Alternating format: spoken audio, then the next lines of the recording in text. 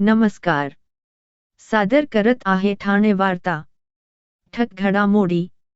बाळासाहेबांना धमक्या देऊन पक्ष संघटना काबीज केली. शिवसेना खासदार नरेश म्हस्के यांची उबाठावर टीका. सलग तिसऱ्या दिवशीही शहरातील 394 अनधिकृत बॅनर्स, होर्डिंग्जवर कारवाई. मोदी सरकारच्या विरोधात घोषणाबाजी करत काँग्रेसची निदर्शने. आंतरराष्ट्रीय आणि खेलो इंडिया स्पर्धेत उत्कृष्ट कामगिरी करणाऱ्या आणि विशेष प्रावीण्य मिळवलेल्या ठाण्याच्या जिम्नॅस्टिक खेळाडूंचा सत्कार. आम्हाला फेसबुक आणि यूट्यूबवर फॉलो करायला विसरू नका. तर पाहूया ठक घडामोडी विस्तारितपणे पण काही क्षणात. डॉक्टर आणि रुग्णांचं पिढ्यानपिढ्यांचं जिव्हाळ्याचं नातं म्हणजेच डॉक्टर बेडेकर हॉस्पिटल. आता अत्याधुनिक सोयी सुविधा आणि तंत्रज्ञान युक्त वंध्यत्व निवारण केंद्रात IVF आणि टेस्ट ट्यूब बेबीची ही सुविधा. डॉक्टर बेडेकर हॉस्पिटल, महर्षी कर्वेपथ, ठाणे. 65 वर्षांची निरंतर सेवा. ठाणे वार्ता पहा श्रीस्थानक वाहिनीवर. आता सकाळी 9:15 पासून रात्री 9:15 पर्यंत ठाणे वार्ता, ठाण्यातील पहिलं दृकश्राव्य माध्यम. आपण पाहत आहात श्रीस्थानक वाहिनी, ठाणे जिल्ह्याचं मुख्य व्यासपीठ. हिंदू हृदय सम्राट बाळासाहेब ठाकरे यांनी ज्यावेळी राज ठाकरे, गणेश नाईक, नारायण राणे यांच्यावर जबाबदारी सोपवण्याचा निर्णय घेतला तेव्हा उबाठाने घर सोडून जाऊ अशा धमक्या दिल्या आणि पक्ष संघटना काबीज केली, अशी घणाघाती टीका शिवसेना खासदार व प्रवक्ते नरेश म्हस्के यांनी आज केली. शिवसेनेचे मुख्य नेते एकनाथ शिंदे आणि मनसे अध्यक्ष राज ठाकरे यांच्या भेटीवर त्यांना पोटदुखी झालीये, अशी टीका खासदार म्हस्के यांनी केली. दोघांचे पक्ष वेगळे असले तरी राज ठाकरे आणि एकनाथ शिंदे कायम संपर्कात असतात, असे खासदार म्हस्के म्हणाले. नवी दिल्ली येथे आयोजित पत्रकार परिषदेत ते बोलत होते. ते पुढे म्हणाले की, राज ठाकरे शिवसेनेत होते तेव्हा त्यांच्या नावाने तुम्ही कायम बोटं मोडली. जिथे शिवसेना कमकुवत आहे तिथे मला जबाबदारी द्या, अशी मागणी राज ठाकरे यांनी केली होती. तेव्हा बाळासाहेब देखील राज ठाकरेंवर जबाबदारी सोपवणार होते, मात्र त्यावेळी उबाठाने घर सोडून जाण्याची धमकी बाळासाहेबांना दिली आणि पक्ष संघटना काबीज केली, असा गौप्यस्फोट खासदार म्हस्के यांनी केला. नारायण राणे यांच्या बाबतीत देखील त्यांनी धमकीचे अस्त्र वापरले होते. ते पुढे म्हणाले की, राज ठाकरे आणि एकनाथ शिंदे यांनी हिंदू हृदय सम्राट शिवसेना प्रमुख माननीय बाळासाहेब ठाकरे यांच्या नेतृत्वात एकत्र काम केले होते. राज ठाकरे आणि शिवसेना एकाच विचाराचे आहेत. मात्र ज्या बाळासाहेबांनी कायम काँग्रेसला विरोध केला त्या नेत्यांच्या उंबरठ्याबाहेर तुम्हाला उभे राहावे लागते, अशी टीका त्यांनी उबाठावर केली. खासदार म्हस्के पुढे म्हणाले की, बाळासाहेबांच्या तोंडी बनावटगिरी करून एकनाथ शिंदे आणि देवेंद्र फडणवीस यांच्यावर टीका करता, कारण थेट टीका करण्याची तुमच्यात हिंमत नाही. नकली आवाज देऊन बाळासाहेबांचा वापर करताय कारण तुम्ही बनावट आहात, अशी टीका खासदार म्हस्के यांनी उबाठा गटावर केली. विधानसभेला त्यांनी 100 जागा लढवल्या व केवळ 20 जागी निवडून आले आणि शिवसेनेने 80 जागा लढवल्या आणि 60 जागा जिंकल्या, यावरून खरी शिवसेना कोण हे लोकांनी दाखवून दिले, असे ते म्हणाले. नाशिक मेळाव्यात उपस्थित लोकांमधील बहुतांश जण महिनाभरात तुम्हाला सोडून जातील, असा दावा खासदार म्हस्के यांनी केला. संतरा राऊत यांनी स्वतःची तुलना छत्रपती संभाजी महाराजांबरोबर केली, यावर खासदार म्हस्के यांनी संताप व्यक्त केला. ते म्हणाले की, छत्रपती संभाजी महाराजांशी तुलना करणारे तुम्ही कोण, तुमची योग्यता काय? छत्रपती संभाजी महाराजांनी हिंदुत्वासाठी बलिदान दिले आणि तुम्ही खुर्चीसाठी हिंदुत्व सोडले. मुस्लिम मतांसाठी मुल्ला मौलवींना पायघड्या घातल्या होत्या, हा छत्रपती संभाजी महाराजांचा अपमान आहे, असे ते म्हणाले. ममता बॅनर्जींना मातोश्रीवर बोलावून सँडविच खायला घालता, मात्र बंगालमध्ये हिंदूंवर सुरू असलेल्या अत्याचारावर तुम्ही एक शब्द काढला नाहीत, अशी टीका खासदार म्हस्के यांनी केली. महापालिका निवडणुका रखडल्याबाबत तत्कालीन मुख्यमंत्री उद्धव ठाकरे जबाबदार आहेत, असा आरोप खासदार म्हस्के यांनी केला. मुंबई महापालिकेतील पैसा खाऊन तुम्ही गब्बर झाला आहात. कोविड काळातील खिचडी, बॉडी बॅग खरेदी, पत्राचा पुनर्विकास घोटाळा यावर संतरा राऊत यांनी बोलावे, असे प्रतिआव्हान खासदार म्हस्के यांनी दिले. मोदी सरकारने केंद्रीय तपास यंत्रणांचा गैरवापर करत द्वेषपूर्ण भावनेतून व सूडबुद्धीने नॅशनल हेरॉल्ड या वृत्तपत्राची मालमत्ता जप्तीसाठी सुरू असलेली कारवाई तसेच काँग्रेसच्या नेत्या सोनिया गांधी, लोकसभेचे विरोधी पक्षनेते राहुल गांधी, अखिल भारतीय काँग्रेसचे अध्यक्ष मल्लिकार्जुन खरगेसह इतर ज्येष्ठ नेते मंडळींवर सत्तेचा दुरुपयोग करून चार्जशीट दाखल करण्याच्या निर्णयाविरोधात काँग्रेस कार्यकर्त्यांमध्ये संतापाचे वातावरण असून देशभरातील ईडी कार्यालयाबाहेर आंदोलने केली जात आहेत.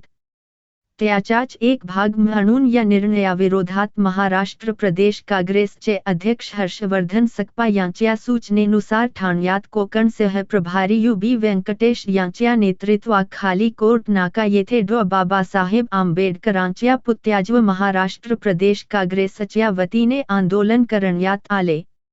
यावेळी मोदी सरकारच्या विरोधात घोषणाबाजी करत निदर्शने करण्यात आली. उपमुख्यमंत्री एकनाथ शिंदे यांच्या नेतृत्वाखाली समस्या सेवा, समाधान या त्रिसूत्रीवर आधारित जनसंवाद उपक्रम सुरू आहे. शिवसेनेचे माजी महापौर अशोक वैती व ठाणे लोकसभा संपर्क प्रमुख मनोज शिंदे यांच्या माध्यमातून जनसामान्यांच्या प्रश्नांचे निराकरण केले जाते. या उपक्रमांतर्गत मंगळवारी अनाथाश्रम येथे नागरिकांच्या समस्या ऐकण्यासाठी आणि गुरुवारी ठाणे महानगरपालिकेच्या प्रश्नांवर चर्चा करण्यासाठी जनसंवाद उपक्रम राबवला जातो. आज ठाणे महापालिकेतील धर्मवीर आनंद दिघे सभागृह येथेही विशेष बैठक पार पडली. प्रत्येक गुरुवारी या बैठकीत ठाणे महानगरपालिकेचे विविध प्रश्न मांडले जातात आणि या प्रश्नांचे निराकरण तातडीने केले जाते. आज या जनसंवाद उपक्रमादरम्यान माजी महापौर अशोक वैती, ठाणे लोकसभा संपर्क प्रमुख मनोज शिंदे, अनिता बिर्जे तसेच सर्व पदाधिकारी कार्यकर्ते मोठ्या संख्येने उपस्थित होते. यावेळी सफाई कामगारांकडून विशेष सत्कार करण्यात आला. मागील आठवड्यात सफाई कामगारांसंदर्भात प्रश्न मांडण्यात आला होता. तातडीने याच निराकरण करून सफाई कामगारांना कायमस्वरूपी करण्यात आले. तर कव्यातील एका मुस्लिम बांधव आपल्या गायासाठी गेल्या 25 वर्षांपासून झटत होते. तातडीने या संदर्भात अधिकाऱ्यांशी चर्चा करून त्यांना हक्काच्या गाया मिळवून दिला. असे विविध प्रश्न या जनसंवाद उपक्रमातून मार्गी लावले जातात, अशी माहिती माजी महापौर अशोक वैती व ठाणे लोकसभा संपर्क प्रमुख मनोज शिंदे यांनी माध्यमांशी बोलताना दिली. शहरातील कौशल्य हॉस्पिटल व श्री महावीर जैन हॉस्पिटलने गेल्या 5 वर्षात गरीब रुग्णांसाठी वापरलेला निधी, तसेच शहरातील धर्मादाय हॉस्पिटलमध्ये डिपॉझिटसाठी बंदी घालण्याबरोबरच गरीब व दुर्बल घटकांसाठी दररोज उपलब्ध होणाऱ्या राखीव 20% जागांचा तपशील वेबसाईटवर जाहीर करावा, अशी मागणी भाजपाचे माजी गटनेते नारायण पवार यांनी महापालिका आयुक्त सौरभ राव यांच्याकडे पत्राद्वारे केली आहे. शहरातील धर्मादाय हॉस्पिटलमध्ये गरीब रुग्णांकडूनही जादा रकमेची बिले आकारली जात असून डिपॉझिटची सक्ती केली जात असल्याचा आरोप नारायण पवार यांनी केला आहे. पुणे येथील दीनानाथ मंगेशकर हॉस्पिटलमध्ये डिपॉझिट न भरल्यामुळे महिलेचा उपचार न झाल्यामुळे मृत्यू झाला. तसेच गरीब रुग्णांसाठीच्या सुमारे 35 कोटी रुपयांचा खर्च केला नसल्याच्या पार्श्वभूमीवर ठाणे शहरातील 3 हॉस्पिटलकडे नारायण पवार यांनी महापालिका प्रशासनाचे लक्ष वेधले आहे.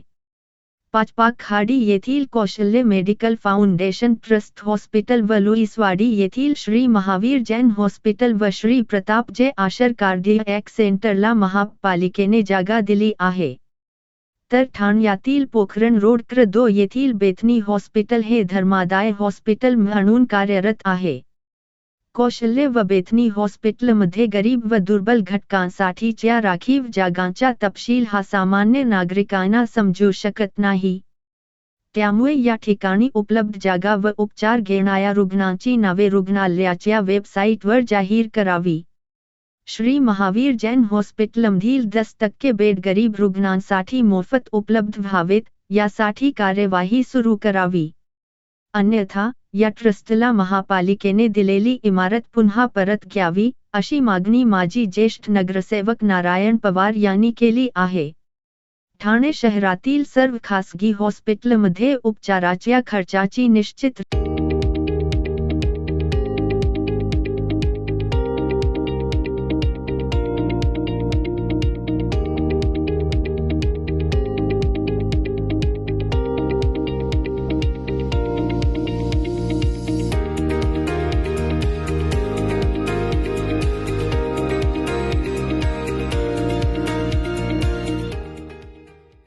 भिवंडी शहरातील नवी बस्ती नेहरूनगर परिसरातील दुकानात हत्या करून मृतदेहाचे काही अवशेष दुकानात गाडून ठेवणाया हत्या करणायास ठाणे गुन्हा शाखेच्या मालमत्ता कक्षाच्या पोलिसांनी अटक करीत घटनास्थळावरून गाडून ठेवलेले काही अवशेष पोलिसांनी जप्त केले आहेत.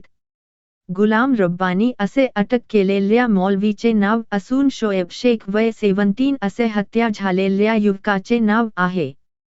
पोलिसांनी दिलेल्या माहितीनुसार नवी बस्ती नेहरूनगर परिसरातील शोएब शेख हा 17 वर्षीय युवक 20 नोव्हेंबर 2020 रोजी बेपत्ता झाला होता. शहर पोलीस ठाण्यात या प्रकरणी अपहरणाचा गुन्हा दाखल केला होता. दरम्यान कालांतराने पोलिसांना स्थानिकांनी दिलेल्या माहितीनुसार परिसरात राहणारा मद्रसाचा मौलवी गुलाम रब्बानी याने शोएब शेख याची हत्या केल्याचा संशय व्यक्त केल्याने भिवंडी शहर पोलिसांनी 2023 मध्ये मौलाना गुलाम रब्बानी याला पोलीस ठाण्यात चौकशीसाठी आणले होते. परंतु त्यावेळी पोलीस ठाण्यात झालेल्या गर्दीचा फायदा घेत पोलीस ठाण्यातून मौलाना फरार झाला होता. तेव्हापासून पोलीस त्याच्या मागावर होते. ठाणे गुन्हे शाखेच्या मालमत्ता शाखेचे वरिष्ठ पोलीस निरीक्षक गोरखनाथ घारगे यांच्या पथकाला आरोपी गुलाम रब्बानी याच्याबाबत माहिती मिळाल्यानंतर त्यांनी आरोपीस अटक केली. त्याच्याकडे कसून चौकशी केली असता त्याने शोएब शेख याची हत्या केल्याचे कबूल केले व मृतदेहाचा काही भाग रस्त्यालगतच्या कचऱ्यात तुकडे करून फेकून दिला तर शिर व काही भाग दुकानात गाडून ठेवला असल्याचे सांगितले. त्यानंतर स्थानिक पोलिसांच्या मदतीने मोठा पोलीस फौजफाटा तैनात करीत आरोपीस घटनास्थळी घेऊन आले. तेथे शासकीय पंचांच्या समक्ष मृतदेहाचे काही अवशेष बाहेर काढून फॉरेन्सिक पथकाच्या मदतीने ताब्यात घेण्यात आले आहेत. पितांबरी उद्योग समूहाचे व्यवस्थापकीय संचालक डॉक्टर रवींद्र प्रभुदेसाई यांना नुकतीच महाराष्ट्र विद्यापीठ पुणे यांच्या वतीने डीलिट ही मानाची पदवी प्रदान करण्यात आली. या निमित्त विविध संस्था आणि हितचिंतकाच्या नागरी अभिवादन सत्कार समितीच्या माध्यमातून डॉक्टर रवींद्र प्रभुदेसाई यांचा जाहीर नागरी सत्कार आज डॉक्टर काशीनाथ घाणेकर नाट्यगृहात करण्यात आला. या सोहळ्याला प्रमुख अतिथी म्हणून ज्येष्ठ अणुशास्त्रज्ञ पद्मविभूषण डॉक्टर अनिल काकोडकर, आमदार संजय केकर, आमदार निरंजन डावखरे, अध्यात्माचे उपासक, सुप्रसिद्ध व्याख्याते डॉक्टर सच्चिदानंद शेवडे, चिते उद्योग समूहाचे श्रीकृष्ण चिते आदी व्यासपीठावर उपस्थित होते. या सत्कार प्रसंगी मानपत्राचे वाचन अरुंधती भालेराव यांनी केले. तर डॉक्टर प्रभुदेसाई यांच्यावरील स्मरणिकेचे प्रकाशन देखील उपस्थित मान्यवरांच्या हस्ते करण्यात आले. ठाणे जिल्हा जिम्नॅस्टिक असोसिएशनच्या वतीने आंतरराष्ट्रीय जिम्नॅस्टिक सप्ताहाचा सत्कार सोहळा ठाण्यातील बाबूराव सरनाईक जिम्नॅस्टिक्स सेंटर येथे आयोजित केला होता. आंतरराष्ट्रीय आणि खेलो इंडिया स्पर्धेत उत्कृष्ट कामगिरी करणाऱ्या आणि विशेष प्रावीण्य मिळवलेल्या ठाण्याच्या जिम्नॅस्टिक खेळाडूंचा सत्कार प्रमुख पाहुणे खासदार नरेश म्हस्के यांच्या हस्ते करण्यात आला. रिदमिक जिम्नॅस्टिक्स संयुक्ता काय, अस्मी बडदे, किमया कारले, आर्या कदम, सायग्या शिंदे, स्वरांगी नार्वेकर आणि अनन्या कोठारे कलमकारा. आर्टिस्टिक जिम्नॅस्टिक्स आर्यन द्वंदे व सारा राव. ॲक्रोबॅटिक जिम्नॅस्टिक्स ओवी प्रभू, चिन्मयी दुसाने. एरोबिक जिम्नॅस्टिक्स मध्ये नॅन्सी बरोलिया या सत्कार मूर्तींचा समावेश होता. आंतरराष्ट्रीय स्तरावर देशाचं प्रतिनिधित्व केलेल्या आणि ठाण्यातील अनेक खेळाडूंना आंतरराष्ट्रीय पातळीवर खेळण्यासाठी तयार करणाऱ्या, त्यांच्या मागे मेहनत घेणाऱ्या शिवछत्रपती क्रीडा पुरस्कार प्राप्त पूजा सुर्वे यांचा सुद्धा विशेष सत्कार खासदार नरेश म्हस्के यांच्या हस्ते करण्यात आला. रिदमिक जिम्नॅस्टिकचे सर्व 7 खेळाडू पूजा सुर्वे आणि मानसी सुर्वे गावंडे यांच्या मार्गदर्शनाखाली तर आर्टिस्टिक जिम्नॅस्टिक्सचे खेळाडू महेंद्र बाभुकर आणि ॲक्रोबॅटिक जिम्नॅस्टिक्सचे खेळाडू हेमंत दुसाने यांच्या मार्गदर्शनाखाली प्रशिक्षण घेत आहेत.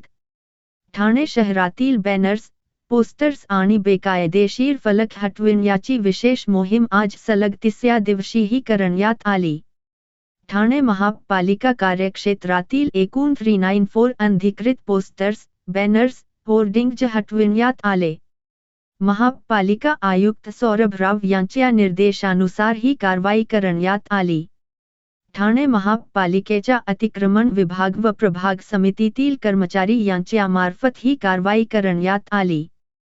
शहरातील पोस्टर्स, होर्डिंग्जमुळे शहराचे विद्रुपीकरण होत असून अनेकदा वायामुळे अशा प्रकारचे होर्डिंग्ज पडून दुर्घटना होण्याची शक्यता देखील नाकारता येत नाही.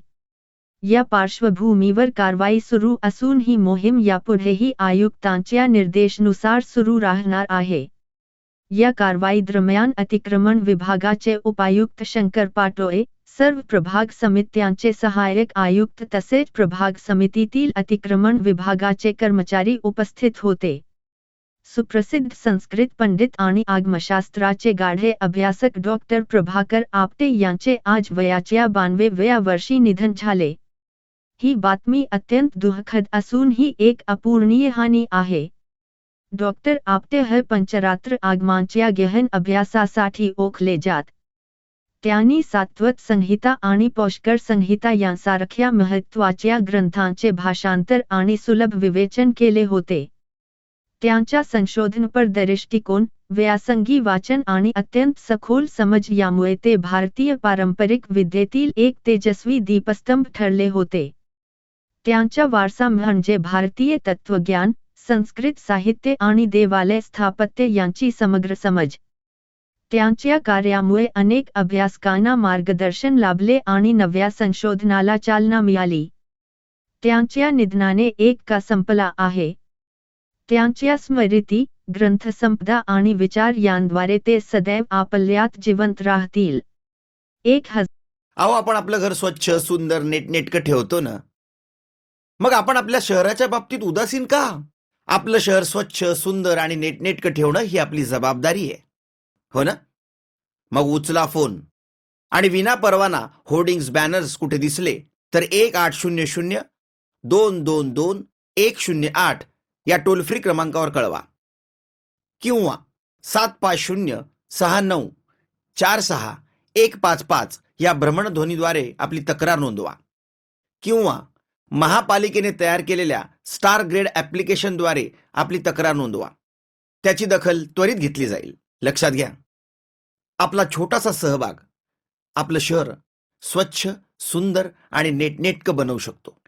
जसं आपलं घर तसं आपलं ठाणे शहर. आपण आपले कार्यक्रम किंवा बातम्या आम्हाला ठाणेवार्ता@gmail.com या ईमेलवर कळवू शकता. ठक घडामोडी शेवटी पुन्हा एकदा. बाळासाहेबांना धमक्या देऊन पक्ष संघटना काबीज केली. शिवसेना खासदार नरेश म्हस्के यांची उबाठावर टीका.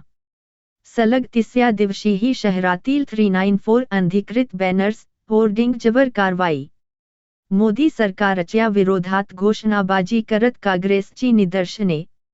आंतरराष्ट्रीय आणि खेलो इंडिया स्पर्धेत उत्कृष्ट कामगिरी करणाऱ्या आणि विशेष प्रावीण्य मिळवलेल्या ठाण्याच्या जिम्नॅस्टिक खेळाडूंचा सत्कार. या होत्या ठाणे वार्ता. आपली एखादी बातमी बघायची राहून गेली असेल तर आपण ठाणेवार्ता.in या आमच्या संकेतस्थळाला किंवा आमच्या फेसबुक पेज संच यूट्यूब चॅनेलला अवश्य भेट द्या. तर मग पुन्हा भेटू पुढील बातमीपत्रात फक्त श्रीस्थानक वाहिनीवर.